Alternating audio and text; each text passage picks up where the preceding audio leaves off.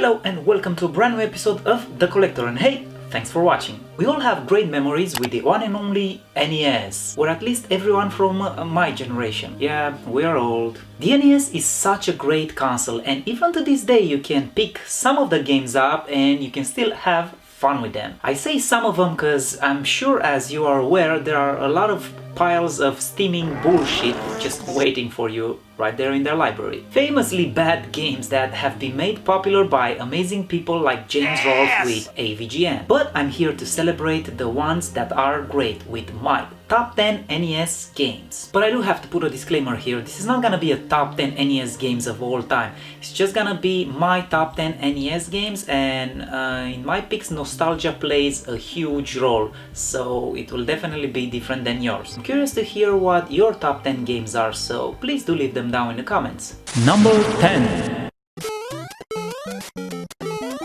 And at number 10 we have the original Super Mario Bros., which has to be one of the first games played by many.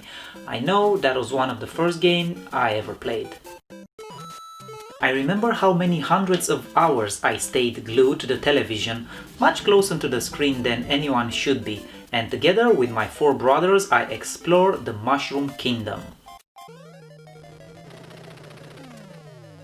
Number 9.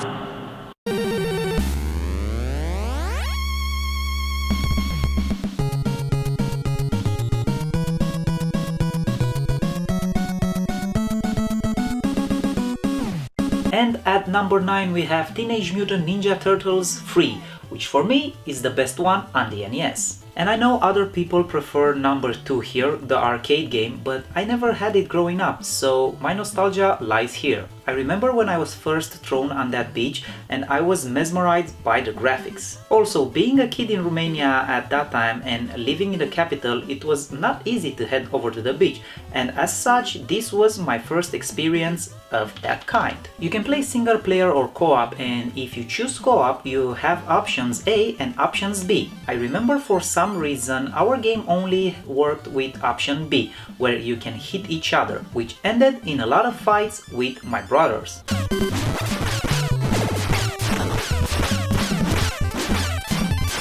And even to this day we're still not speaking to one another.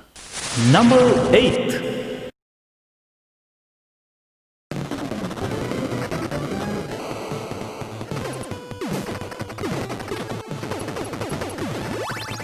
I'm sure that for many the original Contra is the go-to game on the NES, but for me, I never had it as a kid. I did however had Super C, and till this day I think Super C is a better game. Oh my god, this game is so horrific! Such a bloodbath! I'm not going to be able to sleep at night! These were just a few things that were going through our heads at that age.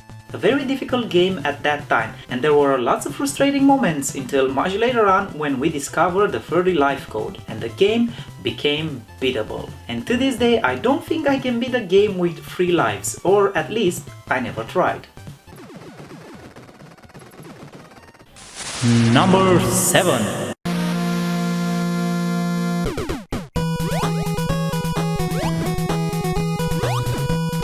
So I have to tell you a little bit of a backstory.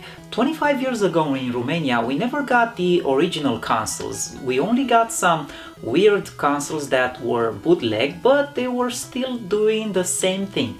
But as such we ended up with some weird bootleg games. And this was the case with Jackie Chan Action Kung Fu, where instead of Jackie we used to play with Mario. This was the most strange Mario game, and I couldn't understand why he has to fight all these weird creatures. But I remember there and then that I suddenly came to the realization that Mario is a goddamn badass.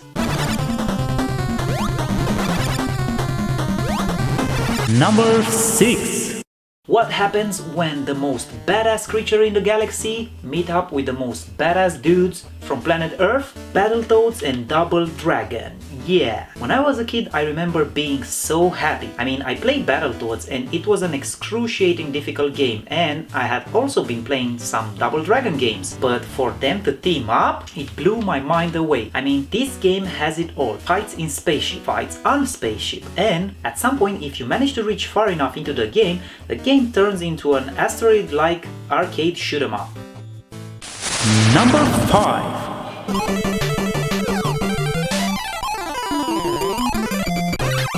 The Disney games on the NES were amazing for their time, and there was this special connection with the characters because you already knew them from TV. And I know that DuckTales is probably the go-to Disney game by many, but unfortunately I never played it as a kid. What I did play was Chip and Dale Rescue Rangers, and the developers had the bright idea of including a 2-player mode, where more than often you would end up fighting your friend and make him dog food.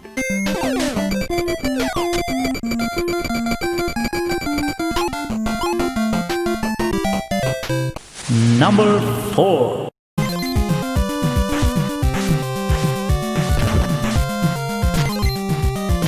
I'm not sure why I don't see more people talk about this game, but for me, this is a hidden gem. The music in this game is so good that if I ever make an intro for my videos, I will be using this music. You are a kickmaster, and the more you advance through the game, the more martial arts move you learn. This game is really tough, but I did manage to beat it in my childhood, something that I'm not sure I can do today.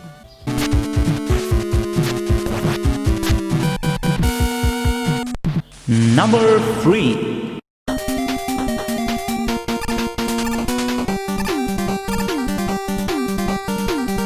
It's hard for me to choose a Mega Man game from the 6 that were released on the NES, cause although they're similar, they do have their own twist. But if I had to pick one, I will go with Mega Man 3. This was the first time that the slide has been introduced, and with that, a different dimension of gameplay.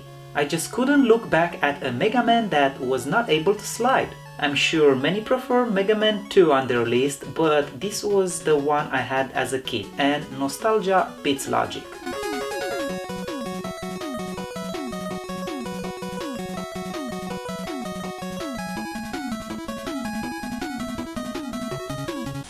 Number 2.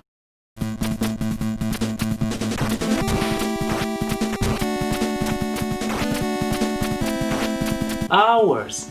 Hundreds of hours and countless curse words were spent at the expense of this game.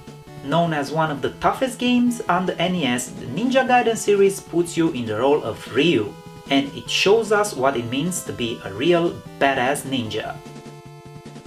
I remember I actually beat this game as a kid, and that is no easy task. Anyone who tries to beat this game will have a real hard time. And no, I don't even want to hear about emulators and save states. If you are a real ninja, you'll have to beat it on a real NES with a real card. Or at least if you have to play it on a service like the Nintendo Switch Online, try beating it without using any of the save features. Ninja Gaiden 2 takes number 2 on my list.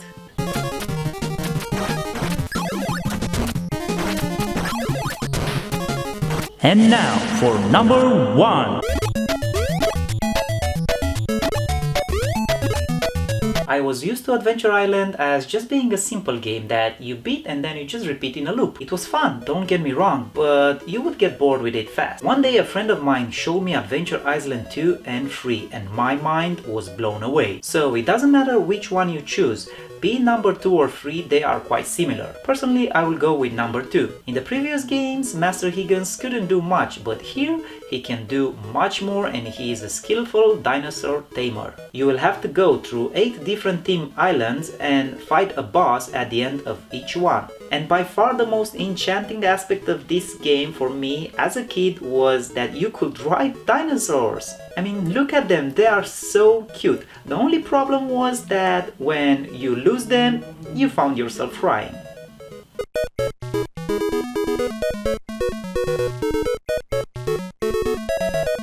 And I know the NES had a lot more games that are worth mentioning in a top 10, but I never had them as a kid, and I might do a different top 10 without the nostalgia glasses in the future. But that was here for today. Thanks so much for watching. If you're new here, don't forget to subscribe or at least show it to a friend.